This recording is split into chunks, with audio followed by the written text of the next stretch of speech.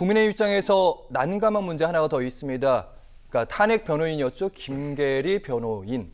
김계리 변호사가 이제 국민의 입당을 신청했다고 하는데 받아줄 것인지 말 것인지 가지고 또 입씨름 중입니다. 당대표라고 할 수 있는 젊은 이제 김용태 국민의힘 비대위원장 입당 대기 상태다. 그리고 당원 자격 심사위 개최를 내가 지시했다. 곤란하다는 입장인 것 같고요. 후보의 최측근이죠. 김재원 대선 후보 비서실장. 윤석열 변호인이 큰 오점인가? 그리고 입당을 거기에 대해서 거부할 사유가 있는 것일까? 국민의힘 지지층을 의식한 이 역할 분담으로 보시는 건지. 어쨌든 윤석열 전 대통령은 탈당을 하게 했지만 계속 윤석열 이슈는 이어지고 있습니다. 국민의 입장에서. 지금요. 대통령 선거 당연하고 지금 한국 정치 또 정당을 관통하고 있는 두 글자는요. 계엄이에요. 첫째도 계엄, 둘째도 계엄, 셋째도 계엄. 예. 그래서 그것이 돌아올 수 없는 그런 이제 다리, 돌아올 수 없는 강, 그 다리를 파괴해버린 것과 같은 거예요. 국민의힘은요, 계엄, 내란, 탄핵 이 문제를 깔끔하게 정리를 못했어요. 그래서 양분돼 있어요. 논란이 돼 있어요. 이 과정에서 극우 폭력 세력에 국민의힘이 올라탄 적도 있어요.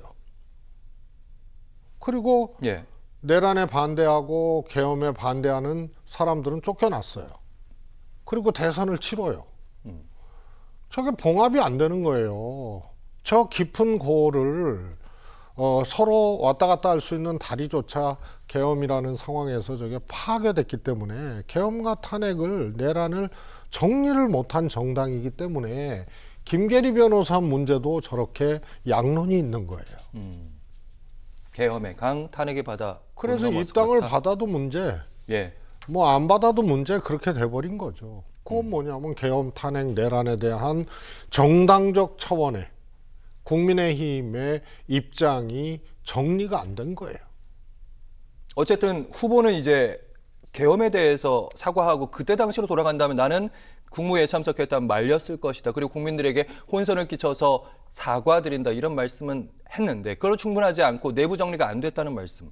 아니, 계엄에 대해서 찬성하고 탄핵에 대해서 반대하는 이 세력의 집회 인사도 하고 손잡고 이랬던 김문수 아니에요?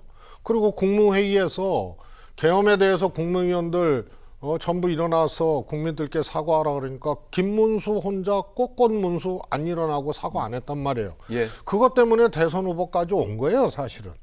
그 한 장면 때문에. 그래서 김문수 후보가 계엄에 반대하고 탄핵에 찬성하고 이것을 내란이라고 하고 이것에 대해서 반대하고 이랬던 흔적이 없어요.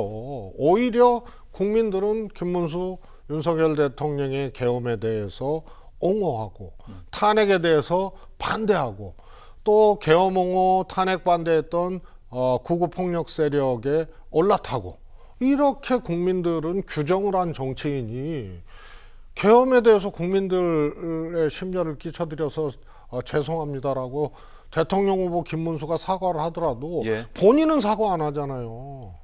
김문수가 내란 반대 세력입니까? 계엄 반대 세력입니까?